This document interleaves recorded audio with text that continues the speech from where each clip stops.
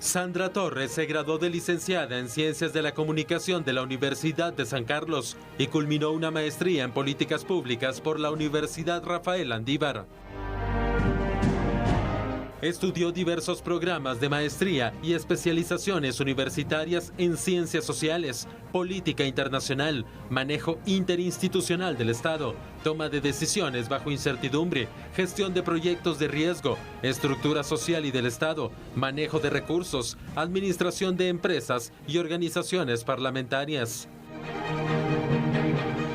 Fue primera dama de Guatemala de 2008 a 2012. Impulsó programas sociales contra la pobreza, desnutrición infantil y el apoyo a los agricultores. El 8 de enero fue proclamada como candidata presidencial para las elecciones 2023 por el partido político Unidad Nacional de la Esperanza.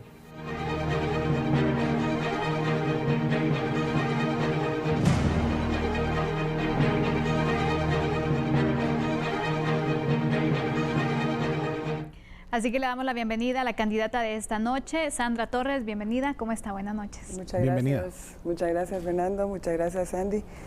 Y a las personas que nos están viendo y nos están escuchando, pues también un saludo muy especial y bendiciones a todo el país, a todas las personas que pues hoy están con nosotros. Vamos a iniciar con las temáticas. Uno de los temas que estaremos abordando es la seguridad. Con esto iniciaremos, que es una de las exigencias mayores, me atrevería a decir, de la ciudadanía.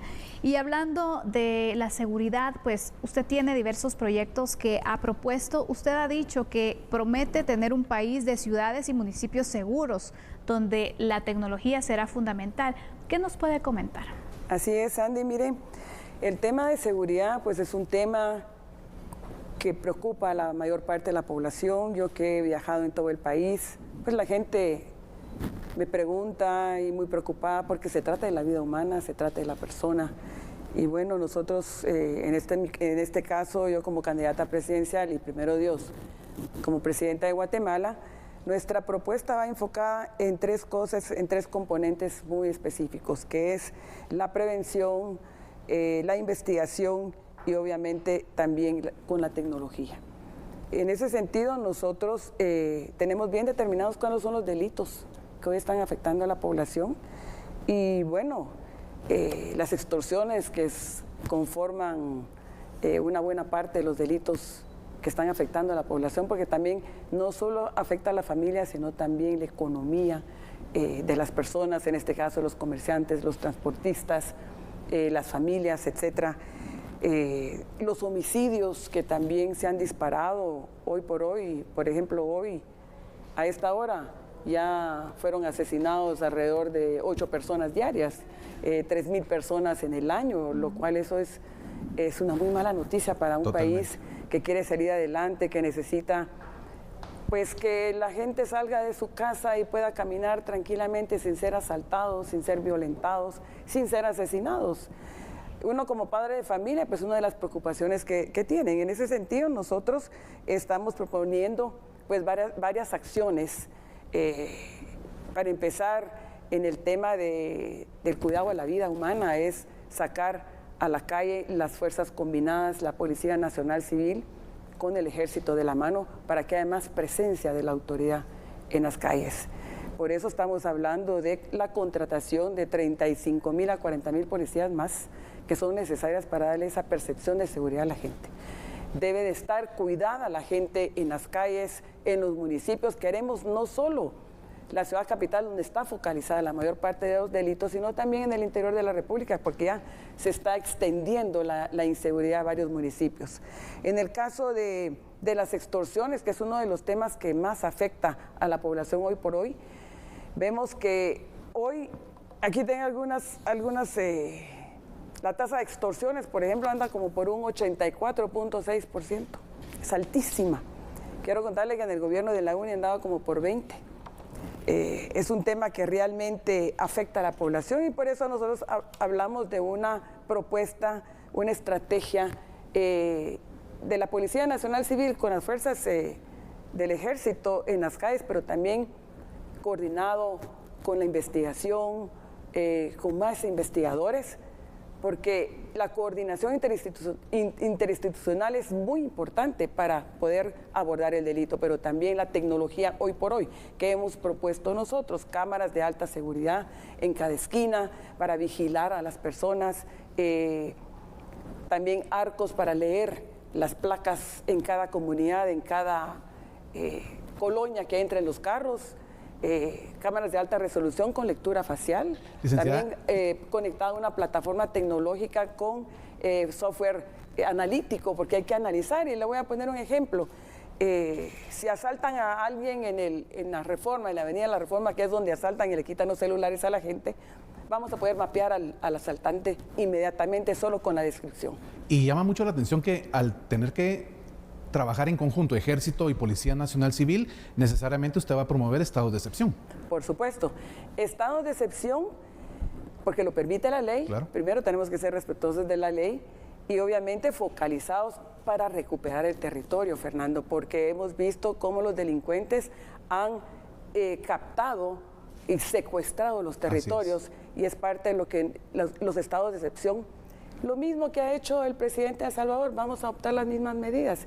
Yo lo que quiero es, primero Dios, al ganar la presidencia, es hacer un acuerdo bilateral con el gobierno de El Salvador para implementar algunas medidas que han dado resultados en este país, que no tenemos que inventar el agua azucarada, simplemente tampoco podemos permitir que los madereros o los exdelincuentes de El Salvador se pasen para nuestro país. Entonces tenemos que hacer acuerdos bilaterales, implementar estrategias que funcionen, utilizar la tecnología que ha evolucionado muchísimo, pero hoy por hoy no hay cámaras de vigilancia en nuestro país, en la ciudad de Guatemala. Y le voy a poner un ejemplo: si se pierde un niño en el Parque Central, por ejemplo, en una feria, a través de las cámaras, a través del reconocimiento facial con la descripción de los niños, lo vamos a recuperar. Inmediatamente. ¿Ya? Inmediatamente. O sea, eso es un alivio para los padres de familia, es un alivio para todos los guatemaltecos que necesitamos pasear las calles, estar en las calles sin ser asaltados, sin ser violentados y sin ser extorsionados, que hoy está afectando mucho la economía del país. Y que sabemos que muchas de las extorsiones son dirigidas por pandilleros. Precisamente a esto voy con la siguiente pregunta. ¿Cuál es su plan de combate a las pandillas? Bueno, la recuperación del territorio es muy importante, porque las pandillas lo que hacen es cooptar los territorios, invadirlos y prácticamente circularlos. Entonces, en ese sentido es bien importante los estados de excepción, focalizados, como le decía yo, como establece la ley de orden público, pero recuperar esos espacios, devolvérselo a la comunidad, y luego que entre el Estado con programas específicos para poderle darle mantenimiento y presencia del Estado en el territorio, y convertir esos territorios captados en espacios para los jóvenes, que la mayor parte de jóvenes son los que integran las maras juveniles, y sobre todo darles oportunidades de empleo, de estudio, de emprendimiento, para poder desactivar ese reclutamiento de mareros que estamos viendo que está aumentando cada día en nuestros jóvenes guatemaltecos. Y automáticamente, al hablar de pandilleros, pues necesariamente el tema de las prisiones, porque se sabe que de ahí es donde salen las extorsiones. Incluso el director del sistema penitenciario hace algunos días dijo, de 4 prisiones es donde salen. Así es, exactamente a eso iba yo con ese tema. Aquí las extorsiones están focalizadas en 3 departamentos, que es la capital, Chimaltenango y Quetzaltenango. Así es. Y quizás está en otros, porque alrededor de 22 cárceles las que tiene el país, y posiblemente una que otra. Lo que sí es cierto es que no podemos seguir permitiendo que las extorsiones sigan subiendo y sigan amenazando la vida de los guatemaltecos, porque cuando un comerciante no paga la extorsión, lo asesinan. Entonces ahí es donde se disparan los homicidios. Entonces, hay que activar los bloqueadores. Los bloqueadores en las cárceles no funcionan. Ya la tecnología que tienen está agotada, y el control de los bloqueadores debe de pasar a manos del gobierno, ya no de las telefónicas. Por eso nosotros estamos proponiendo de cambiar la ley de telecomunicaciones, que es necesario, ¿ya? Existe una ley para bloquear los celulares, pero no funcionan, como un montón de leyes en Guatemala. Claro. Por eso nosotros hablamos de poner orden en nuestro país. Y el primer tema donde tenemos que poner orden para transformarlo es en el tema de seguridad. abordando los crímenes más importantes, la delincuencia común, la delincuencia organizada, porque ya las maras ya están tipificadas como delincuencia organizada. Entonces hay que abordarla de esa forma. ¿Cómo recuperamos los territorios? Con estados de excepción focalizados. ¿Cómo logramos que las maras juveniles no vayan en aumento? Es cooptándolas, quitándoles también la fuente de financiamiento, que ese es otro tema, que todas las extorsiones las depositan en los bancos, en el sistema financiero. Entonces tenemos que abordar ese tema de raíz para cortarle el agua a las maras juveniles, a los delincuentes y a los extorsionistas que hoy tienen de rodillas a nuestra población. Yo quiero decirle que yo voy a tener de rodillas a los extorsionistas. Aquí conmigo va a ser al revés. Yo sí le voy a dar a usted la seguridad que usted necesita para usted, su familia y sus hijos.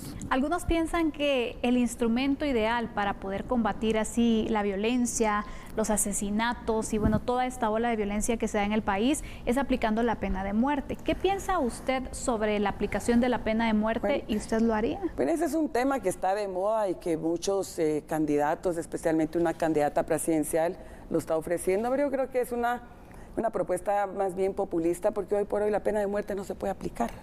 Es más bien, el indulto fue derogado en el año 2000 en el gobierno del FRG, cuando el general Efraín Ríos Montt era presidente del Congreso. Y entonces hoy por hoy eso es inaplicable. ¿Cómo podemos estar ofreciendo pena de muerte que no es posible en nuestro país? Ese es un tema. El segundo punto, es que nosotros no podemos prometer algo que no podemos cumplir. Si el Congreso aprueba la pena de muerte, primero Dios, yo como gobernante del país, obviamente tendré que respetar la ley, pero eso habría que verlo. Nuestra propuesta va más en función de endurecer los delitos. Hoy por hoy, por ejemplo, el artículo 261 del Código Procesal Penal, ¿ya? Hay que endurecer las penas a los extorsionistas, llevarlos hasta los 50 años. Claro. La pena de muerte no va a venir a resolver. Yo lo que quiero es que el que cometió un delito, un homicidio, una extorsión o haya violado a un niño, que es lo que más afecta, sí va a tener que pasar el resto de su vida en la cárcel y la va a pasar muy mal conmigo. Ese es el tema, esa es la propuesta que nosotros estamos haciendo. Porque la pena de muerte le quitamos el aire en 2 segundos. Pero tiene que sufrir lo que sufrió la víctima. Para mí, no hay derechos humanos para los delincuentes. Los derechos humanos van a ser para las víctimas. Esa es la respuesta, esa es la diferencia entre mi propuesta con otros candidatos presidenciales. Y obviamente sabemos que la petición en general de la población es ese endurecimiento hacia quien... Claro, mire, yo lo que haría en este caso, nuestra propuesta es también hacerle una consulta a la población. Si la población me dice a mí, como gobernante, que quiere la pena de muerte, pues yo la voy a respetar a través de una consulta popular. Pero lo quiero consultar con el pueblo, que la gente me diga qué es lo que quiere. Por eso es que yo dialogo con la gente cada vez fin de semana que yo salgo al interior de la República, es escuchar el clamor de la población. Y escucho ahora con mucha preocupación ese clamor, esa queja de las extorsiones, de los femicidios, de la violencia intrafamiliar, del asesinato de niños, que es lo que más afecta a nuestro país. Candidata, todo este tema de la seguridad hemos visto que abordamos el sistema penitenciario, las debilidades que tienen, donde el hacinamiento también se convierte en un factor que ayuda a estas extorsiones. ¿Usted tiene considerada la construcción de cárceles o qué hacer para tocar? Mire, el hacinamiento ya sabemos que está en todas las cárceles, en las 22 cárceles de nuestro país. Y por eso yo dije que en los primeros 100 días de gobierno yo voy a arreglar ese tema, lo cual no es nada del otro mundo. Hay que reclasificar a los reos, mover los reos de alta peligrosidad a una cárcel específica, en lo que construimos 2 cárceles que sí van a estar altamente cuidados ahí. Voy a intervenirlas y las voy a militarizar. Y eso no me va a llevar, me tiene que llevar menos de 100 días, porque esa es una decisión política y es pura voluntad política lo que se necesita, y eso se puede hacer inmediatamente. ¿Por qué? Porque los reos de alta peligrosidad contaminan a los que no son tan peligrosos. Y además, a los que no son tan peligrosos los voy a poner a trabajar, los voy a sacar a la calle, a que arreglen las carreteras, que hagan escuelas, que trabajen por su propia comida y que produzcan. ¿ya? Porque están en las cárceles encerrados sin hacer nada y por eso extorsionan. Ahí tenemos un caso de un reo que hizo 40 llamadas para extorsionar. Entonces tenemos que sacar las cárceles fuera del ámbito urbano, llevarlas afuera de la capital, afuera de los departamentos, de las cabeceras, ya no pueden estar ahí. Realmente tener una reingeniería y una nueva estructura en todo el tema de cárceles, que es lo que al final de cuentas usted está conociendo hoy de voz de la licenciada Sandra Torres, candidata presidencial del Partido UNE. Volvemos de inmediato, por favor no nos cambie, estamos acá en A la Medida.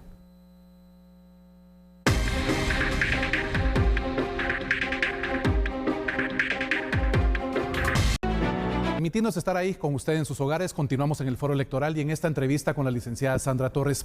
Licenciada, en el tema económico, usted promete 3 cosas para mejorar la economía del guatemalteco: quitar impuestos a los combustibles, quitar el IVA a los productos de la canasta básica y que no se pague tanta energía eléctrica. ¿Podría explicarnos, por favor? Así es, Fernando. Mire, el fenómeno de la economía de la familia, hoy, las 3 cosas que nosotros estamos proponiendo, pues obviamente está golpeando la economía de la familia. Hoy el dinero ya no alcanza.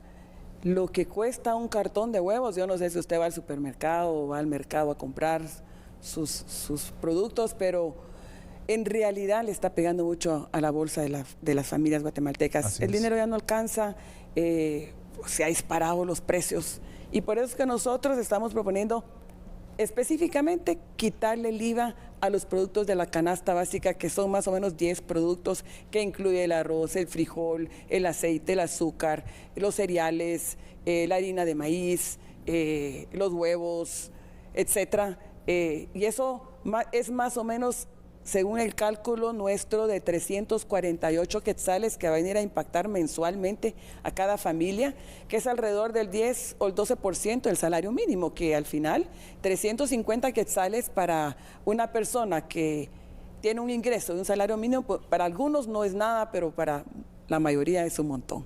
Entonces, esa es una parte que nosotros estamos viendo que es totalmente factible y viable. Yo no me estoy sacando nada de la manga.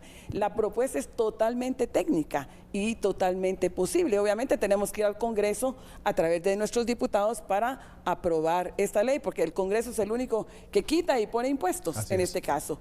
En el tema de la energía eléctrica, pues queremos ir a través de el alumbrado público, que hoy está castigando a la mayoría de las familias. Yo no sé si ustedes han visto en su factura, muchas veces les cobran más por el alumbrado público de un poste que no tiene que lo que consume en su casa, y obviamente eso está generando mucha ingobernabilidad y está dañando mucho la economía de las familias. En el tema de... El otro tema que me dijo que era... Era precisamente... de los combustibles. Nosotros también estamos proponiendo quitarle el impuesto a los combustibles, que es alrededor de 4.50 por galón. Exacto. Que eso también va a venir a impactar en la economía en general, porque eso va a hacer que bajen los precios también de los pasajes, que también afecta a cuánto le está costando a la gente debido al alza en los combustibles, que anda por entre 35 y 38 quetzales el galón del diésel en el caso del transporte público, y la gente, pues la movilización es muy importante para la persona que va a ir a trabajar, que tiene que ir a comprar, a dejar a sus hijos a la escuela o al colegio o lo que tenga que hacer. Esa movilidad es bien importante, los precios, quitarle ese impuesto que al final es una especie de doble tributación, porque no solo le cobran el IVA, sino también un impuesto adicional que es de 4.50 por galón. Nuestros números nos dicen que esto va a venir a aliviar no solo la economía de la familia, sino también a reactivar el tema económico, que es muy importante para que la economía crezca en nuestro país, pero no solo para unos, sino para todos, de abajo para arriba también. Y es necesario. Usted da a conocer diversas propuestas de ayuda a la ciudadanía, y una de estas es sobre un bono de Semana Santa. Yo quisiera que nos ampliara sobre esta propuesta. Sí, mire, básicamente aquí lo que nosotros estamos proponiendo no es ver solo el bono aisladamente. Lo que queremos es que también el pequeño, mediano y grande empresario pues no salga afectado, sino que realmente queremos derogar el impuesto de solidaridad y que ese dinero se traslade a un bono adicional para la persona. Esto es como cuando se paga el aguinaldo, se paga el bono 14, se reactiva la economía, porque al final el dinero regresa a los comerciantes venden, se recauda más IVA inclusive, o sea que eso no va a afectar tampoco la recaudación de las finanzas públicas, más bien va a venir a hacer que crezcan. Entonces, en ese sentido, el trabajador, antes de irse de vacaciones para la Semana Santa, pues va a tener un bono adicional, va a poder ir a disfrutar con su familia, vamos a poder desarrollar el turismo interno, vamos a generar empleo y vamos a reactivar la economía.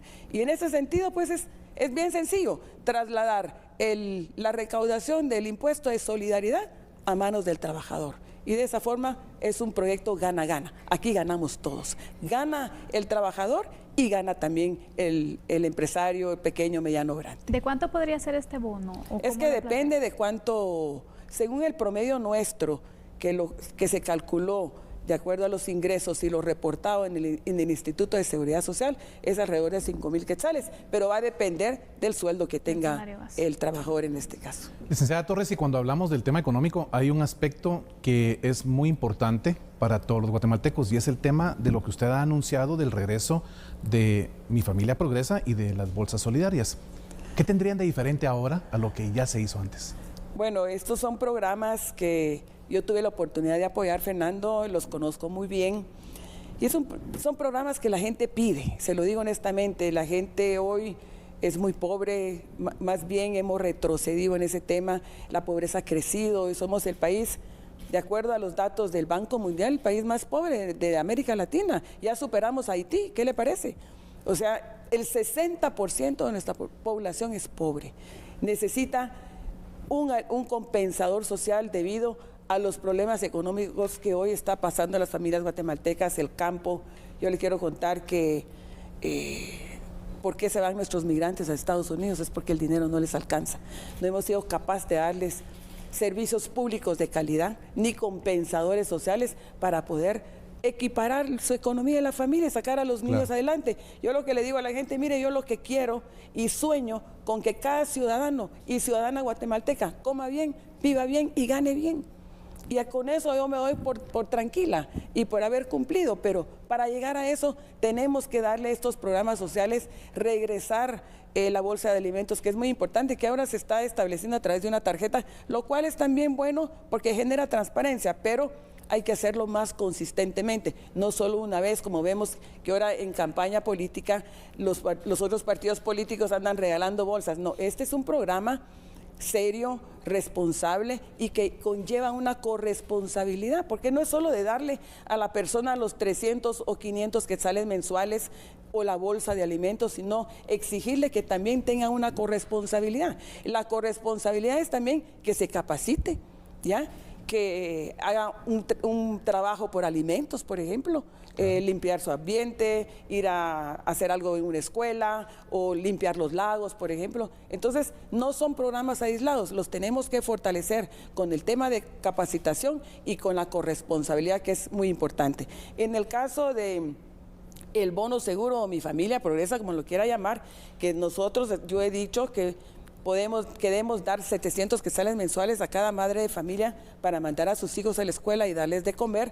Obviamente, familias en extrema pobreza, no podemos hablar de que los que no tengan necesidad, con un estudio socioeconómico, y ese dinero regresa también. Aquí estamos hablando otra vez de reactivación económica, porque ¿qué hace una madre de familia con 700 quetzales? Es darle de comer a sus hijos. Así es. Y compra, vende en las tiendas, la economía fluye, crece, y obviamente es también, los programas sociales son también programas gana-gana para la población y ganamos todos, gana el país. Tenemos que invertir en la gente, Fernando. Lo más importante para un país es invertir en su gente, es el capital humano. Un país que no invierte en su gente está condenado al fracaso.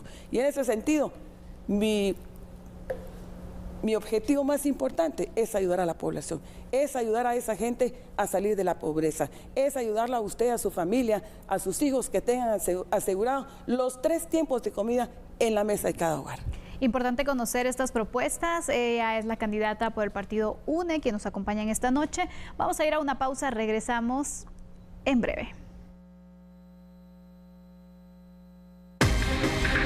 Continuar con nosotros. La candidata que hoy nos acompaña es Sandra Torres de la UNE, con quien estamos conversando de los diferentes temas de interés nacional. En las propuestas, las mujeres, sin duda alguna, tenemos pues también la curiosidad de saber cuál es ese plan que usted tiene específico para mujeres que sufren violencia, que sufren de falta de oportunidades también. ¿Cómo va a apoyar usted a este sector de la población? Bueno, Sandy, mire, la verdad es que la violencia intrafamiliar es uno de los delitos que más pegan a las mujeres. En este caso tenemos unas cifras ahí de denuncias hechas, porque hay muchas denuncias que no se hacen, alrededor de 79,000 denuncias el año pasado que se hicieron de violencia contra las mujeres de todo tipo, ¿verdad? En la calle, en la casa, bueno, en el hogar o en el trabajo, etcétera. Aquí nosotros lo que estamos proponiendo es básicamente un programa que lo estamos también recuperando. Es una propuesta que yo hice en el 2015 de Ciudad Mujer, donde es un espacio que está integrado con la presencia de varias instituciones, llámese Juzgado de Familia, la Oficina de la Mujer del Ministerio Público, por ejemplo, en el tema de salud reproductiva, salud en general para la mujer, capacitación, un INTECAP ahí presente para capacitar a las mujeres, psicología también, ayuda legal.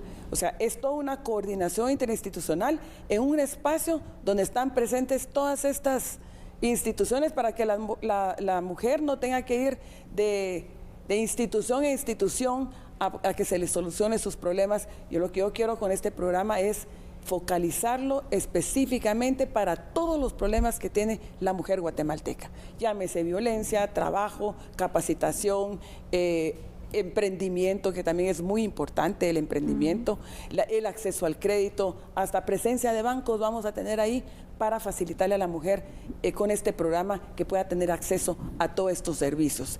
Además de eso, pues yo platicaba con usted hace un rato sobre los programas sociales, la capacitación que van a recibir las familias, que normalmente los programas sociales están focalizados hacia las mujeres, porque la mujer es la que hace el buen uso del dinero, es el que toma la decisión de comprar los alimentos de los hijos. Y por eso es que nosotros, bueno, yo le quiero contar que cuando estuve como primera dama, tuve la oportunidad de ayudar a más de 1 millón de madres de familias. 1 millón de madres de familias, pero también estamos hablando de 1 millón de familias, ¿ya? Que realmente era el 2% del presupuesto, no era nada. Para 1 millón de madres de familia, para que le den de comer a sus hijos, le digo honestamente, para un gobierno con un presupuesto de 115,000 millones de quetzales, pues no es nada para darle de comer a los niños. Pero sobre todo, también está focalizada en la capacitación, en la oportunidad de empleo. También la mujer tiene que tener oportunidad de un trabajo, tiene que tener la oportunidad de la capacitación, de la educación, de una beca, para que se pueda preparar y sea económicamente independiente, y de esa forma ir bajando también la violencia intrafamiliar. Por eso yo siempre he dicho, la mejor política social es un buen empleo, es un buen trabajo. No solo los programas sociales, sino también amarrado de la mano con un empleo, con un trabajo, que eso dignifica a las personas del trabajo, tanto a los jóvenes como a las mujeres, como a los hombres. Tanta gente que no tiene trabajo, que no tiene empleo, y regresamos otra vez a la migración. Por eso es que tenemos muchos guatemaltecos que van a buscar mejores oportunidades en Estados Unidos. Licenciada, y por supuesto, si me están viendo, pues un saludo también. Por supuesto, aprovechar. Licenciada Torres, entre bonos y quitar impuestos, al final la pregunta sería, ¿de dónde se tiene planificado sacar todo este dinero para cumplir con esas promesas? Bueno, tenemos, como yo le mencioné hace un rato, 115,000 millones de quetzales. Tenemos que el presupuesto pues es bastante amplio, y yo le mencionaba el 2% destinado para programas sociales, pues no es nada, y aunque sea un poquito más, le voy a decir, el dinero alcanza cuando es bien administrado. Claro. Lo que pasa es que se requiere mucha voluntad política también, y la gente que me está viendo sabe que si algo me sobra a mí y le falta a otros candidatos, es la voluntad política para ayudarlo y trabajar por usted. Y lo he hecho, y a las pruebas me remito, yo he dado resultados, y en ese sentido, pues, hay préstamos no ejecutados, Fernando. Quiero contarle que Guatemala pagamos alrededor de 16,000 millones de quetzales en servicio de deuda, en préstamos que no se ejecutan. Solo el 15% de los préstamos se están ejecutando. Entonces yo pienso y evaluar al Congreso para redireccionar ese dinero y poderlo destinar también en salud, en educación, en becas para los jóvenes, en becas para las mujeres, en emprendimiento, en mejores hospitales, en seguridad, en tecnología. Claro. O sea, como decía el presidente de El Salvador, cuando no se roba, el dinero alcanza. Así es. Vamos ahora a pasar con la temática de salud, donde también hay una alta expectativa de lo que se pueda hacer en el próximo gobierno. Si usted fuera presidenta, ¿qué haría para mejorar la situación de los hospitales especialmente? Bueno, mire, realmente el tema de salud es una tragedia para nuestro país. Y vimos con la pandemia cómo se desnudó ese frágil sistema de salud. ¿Cuál es el problema de salud ahora? Hay más de 8 millones de guatemaltecos que no tienen el acceso a la salud porque se deterioró y prácticamente desapareció el programa de extensión de cobertura, que era llevar la salud a las comunidades y al área rural. Y luego recuperar los centros de atención permanente, que los centros de salud en el área rural funcionen las 24 horas. Hoy por hoy funcionan de 8 a 2 de la tarde. O sea que una persona no se puede enfermar, y la gente que me está viendo lo sabe, no se puede enfermar después de las 2 de la tarde porque no va a ser atendido. Una mujer en labor de parto en una comunidad, en un municipio, si no tiene un hospital cerca, tiene que ver que no dé a luz después de las 2 de la tarde porque no hay quien la atienda. Y también estamos proponiendo nosotros 2 hospitales nacionales con especialidades, en este caso para niños y para mujeres. Pero lo más dramático de todo esto es la falta de medicamentos.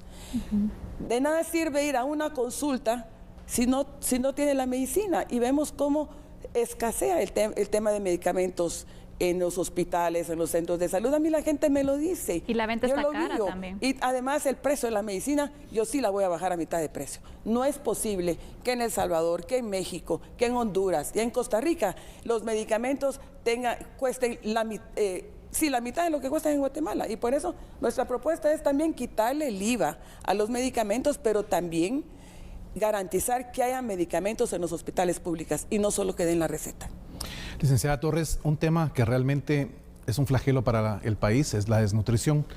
Aproximadamente más de 3 millones de guatemaltecos viven realmente con problemas de poderse alimentar diariamente. ¿Cómo combatirá usted el flagelo de la desnutrición crónica y de la desnutrición aguda? Bueno, mire, Fernando, la desnutrición va amarrado con la pobreza. ¿Qué es la inseguridad alimentaria? Es la falta de alimentos, del acceso a los alimentos. Hoy, y por eso yo le remarcaba anteriormente, se lo mencioné, este año y el año pasado no creció la milpa. La gente no pudo cultivar su maíz porque no tenía para comprar el fertilizante, o porque no llovió, o porque no pudo cosechar su milpa como tenía que ser. ¿Y cuál es la dieta mínima que tienen los guatemaltecos? Es el frijol y el maíz, y ni siquiera tienen acceso a eso. Y le voy a poner un ejemplo. Panzós, se murieron este año, el año pasado creo, alrededor de 38 niños por desnutrición, porque antes ahí había una empresa que generaba empleo, pero la empresa cerró, se terminó el acceso al trabajo y la gente ya no tuvo ingresos. Y estamos viendo cómo está brotando la desnutrición crónica, que esa es una tragedia, como usted decía, para nuestro país, porque la desnutrición genera la falta de desarrollo en el intelecto del niño, lo cual es irreversible. Así es. Y por eso vemos mucho atraso de los niños en primaria, en preprimaria, en secundaria.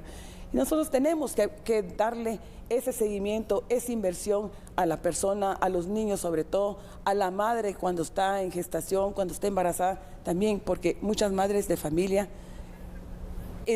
están embarazadas, están desnutridas, embarazadas, y ya dan a luz niños ya desnutridos. Totalmente. Entonces eso se puede componer, nuevamente regreso, con un presupuesto focalizado para este tema y sobre todo transversal, la voluntad política. ¿Usted continuaría con la CESAN? ¿Cree que es funcional para poder combatir la desnutrición? Mire, la CESAN es una institución que sí necesita una unidad ejecutora. Tiene que ejecutar su propio presupuesto y no solamente que se le vaya en funcionamiento.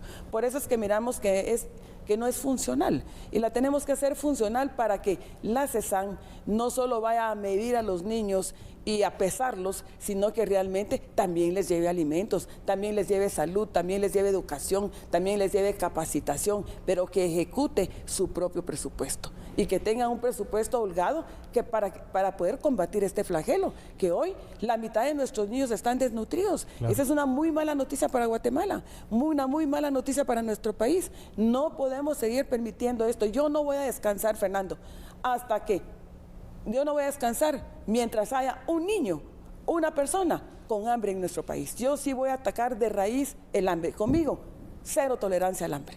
Y obviamente esa ventana de los 1000 días, con esa programación que usted está planteando, poder llegar y ayudar a la madre, darle los nutrientes y revertir ese proceso negativo de la desnutrición crónica. Mire, posiblemente 1000 días es mucho para salvarle del hambre, de desnutrición a un niño. Yo creo que debe ser en un tiempo más prudencial, porque 1000 días es desde cuando la madre sale embarazada hasta que da luz y darle seguimiento al niño, pero con la coordinación interinstitucional de todas de los ministerios en el gobierno se puede lograr. Nosotros lo hicimos. Pudimos combatir la desnutrición y dimos resultados, pero aquí lo que hay que hablar es de la voluntad política y de priorizar este tema. Ese es un tema que sí no podemos seguir manteniendo, no podemos seguir tolerando que sigan nuestros niños, la mitad de nuestros niños desnutridos. Y como le digo, ya superamos a Haití, tanto en pobreza como en desnutrición. Bueno, de esta manera nosotros vamos a hacer una pausa, regresamos enseguida para seguir conversando con nuestra candidata de la noche, Sandra Torres. Ya volvemos.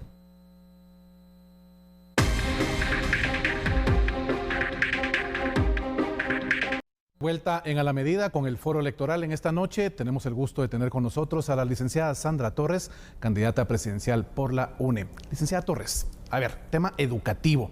Cuando hablamos de tema educativo, tenemos que hablar de mejorar la calidad y la cobertura. ¿Cuáles son sus planes respecto a esto? Bueno, para empezar, Fernando, educación es desarrollo. O sea, necesitamos invertir en nuestros niños. Era lo que yo le decía hace un rato, y la educación es todos los padres de familia. Lo único que le podemos dejar a nuestros hijos es una buena educación. Y es deber del Estado, del gobierno, garantizar esa educación. En ese sentido, tenemos que mejorar, ampliar la cobertura tanto en primaria como en preprimaria y en secundaria diversificado. Le quiero contar que en el gobierno de la UNE, con los programas sociales, que eran condicionadas con la condición de que las madres de familia mandaran a sus hijos a la escuela y luego al centro de salud, se logró una cobertura de un 99.5%. Ahí está, lo puede googlear, ahí están los resultados. La gente que me está viendo sabe que lo que le estoy diciendo son cifras estadísticas que existen, y ahí están los resultados. Obviamente, la pandemia nos atrasó, perdimos 20 puntos más o menos, hay que recuperar esos 20 puntos, pero la secundaria y la preprimaria se estancaron en la cobertura. Hay que lograr que nuestros jóvenes tengan el acceso a los institutos de educación básica, que tengan el acceso al instituto diversificado. Y le voy a poner un ejemplo. En la zona de 18 solo hay 2 institutos de educación diversificado para miles de jóvenes que viven ahí. Entonces, el acceso a la educación es muy importante, la cobertura. Y después podemos hablar de calidad. Y tenemos que hablar de contratación de maestros. Digamos, en mi propuesta, en el programa de gobierno, estamos proponiendo nosotros la contratación de 70,000 maestros en los 4 años de gobierno, pero ya no por contrato, sino todos presupuestados. Hay que darle estabilidad laboral al maestro para que haga un buen trabajo, una buena función. Tenemos que hablar también de, más allá de construcción de escuelas, tenemos 32,000 escuelas, la mayoría no tiene agua, no tiene baño o no tiene una cocina. Condiciones precarias. Son condiciones muy precarias, tenemos que invertir en la infraestructura. También estamos proponiendo un comedor solidario en cada escuela pública para garantizar el desayuno y el almuerzo de los niños. Obviamente, con una cocina, que es necesario. Los niños tienen que estar bien alimentados. Como me decía un profesor, mire, ¿cómo le puedo dar yo clases a un niño que tiene hambre? No me va a poner atención. Y tiene razón. Entonces, por eso todo es integral, todo va de la mano. Obviamente es necesario la conectividad en las escuelas. los niños tienen que tener ya su tecnología, el internet tiene que llegar a las escuelas públicas, tienen que tener acceso para preparar a los niños para el mundo. Y también el idioma inglés, la queremos poner que sea obligatorio, precisamente para eso, para que puedan accesar a la conectividad y puedan también prepararlos para afrontar el mundo, para afrontar la globalización, que si no nos vamos a quedar atrás. Entonces, en ese sentido, nuestra propuesta va focalizada de esta forma. Para la gente que me está viendo, la educación para nosotros es muy importante en nuestro programa de gobierno. Y sabemos que la educación es parte del desarrollo, obviamente, de un país, así también como la infraestructura, que es relevante. Y quiero que hablemos de este tema. Las carreteras en el país, vemos las condiciones también precarias que se tienen en algunos tramos. ¿Qué plan de mejora de los trayectos tendría usted de ser presidente? Bueno, nosotros tenemos quizás 3 prioridades en el tema de infraestructura, empezando con la construcción de 4 carriles de puerto a puerto y de frontera a frontera. Con eso vamos a activar la economía, vamos a generar empleo y vamos a darle ese despertar económico que el país necesita. Guatemala es un país que hay muchos inversionistas que quieren venir a invertir a Guatemala, pero aquí tenemos que hablar de conectividad digital y conectividad de infraestructura también, vial. Aquí hablamos de 2 temas, vial y también de infraestructura digital. En ese sentido, nosotros estamos hablando también de la construcción de un anillo departamental, el anillo departamento de Guatemala, para conectar también los otros municipios y poder construir vías alternas. Se descompone un tráiler en la calle Martí, por ejemplo, y se fregó el tráfico. No solo estamos agobiados con el tráfico, sino se avería un camión o un carro. Y yo le he pasado carretera El Salvador, se para un carro, se queda sin gasolina el carro y el tráfico llega hasta el Trébol. Entonces, el anillo departamental lo que va a venir a hacer es desfogar el tráfico con vías alternas del departamento de Guatemala, de la ciudad, conectar puerto a puerto. Ya el tráfico pesado ya no va a pasar por la capital, sino que va a conectar Santo Domingo, Chenacó, San Juan, Zacatepeques, San Raimundo, Chinautla, y va a poder salir por el Atlántico. Y de esa forma vamos a ir aliviando el tema del tráfico, que no es solo una salida lo que tiene el tráfico tiene varias salidas, pero también estamos hablando de esa conectividad que se necesita, la construcción de 4 o 5 mil kilómetros más de carretera para llegar a 20,000, y poder también conectar las cabeceras departamentales. Llámese, por ejemplo, Huehuetenango necesita sus 4 carriles de Huehuetenango cabecera hacia 4 Caminos. Necesitamos conectar San Marcos, por ejemplo, con un paso a desnivel o circunvalación, que ya no pase el tráfico a través de San Juan Ostoncalco, sino conecte también con 4 Caminos. Y así Quiché y todos los municipios, todas las cabeceras ya necesitan más inversión en infraestructura, y eso nos va a generar empleo. También le quiero dar otro dato. Si nosotros logramos, de acuerdo a un estudio del Banco Interamericano de Desarrollo, de invertir 2,000 millones en conectividad, podemos generar 800,000 empleos que lo estaríamos focalizando en el área rural, para evitar que nuestra gente se vaya a Estados Unidos, si no se quede en Guatemala trabajando en este país. Y licenciada Torres, de lo que usted plantea, pues vuelvo a hacer mías sus palabras, que es voluntad política, uno, y obviamente esto va a generar bienestar común, que es el mandato de la Constitución. Así es, y la mejor política social es un buen trabajo, un buen empleo. Licenciada Torres, sabemos que en el tema de infraestructura hay una institución que ha dado mucho de qué hablar, es el Ministerio de Comunicaciones, por ejemplo, que obviamente ellos se tienen que encargar también de poder darle seguimiento y son los encargados directos de las obras en construcción. ¿Cómo haría usted para poder fiscalizar y transparentar esta institución que en muchas ocasiones ha dado de qué hablar? Bueno, hay que certificar las empresas de materiales, por ejemplo, porque muchas carreteras usted mira que ofrecen que la van a hacer de calidad y resulta que los materiales no son fiscalizables. Entonces hay que empezar por ese tema, hay que hacer una limpieza profunda en ese ministerio para empezar, ¿ya? Hay que ordenar, poner cada cosa en su lugar, y por eso nosotros hablamos que con orden y transformación lograremos que cada cosa funcione como debería de funcionar. En este caso, focalizar y un gobierno digital que se pueda también la gente conocer a través de ese proceso digital, conocer cuáles son las adjudicaciones de los kilómetros adjudicados o los proyectos que se van a adjudicar. Ese es un tema. Y por otro lado también estamos pensando en algunos tramos como el anillo departamental, inversión público-privada, para que también se pueda controlar de esa forma.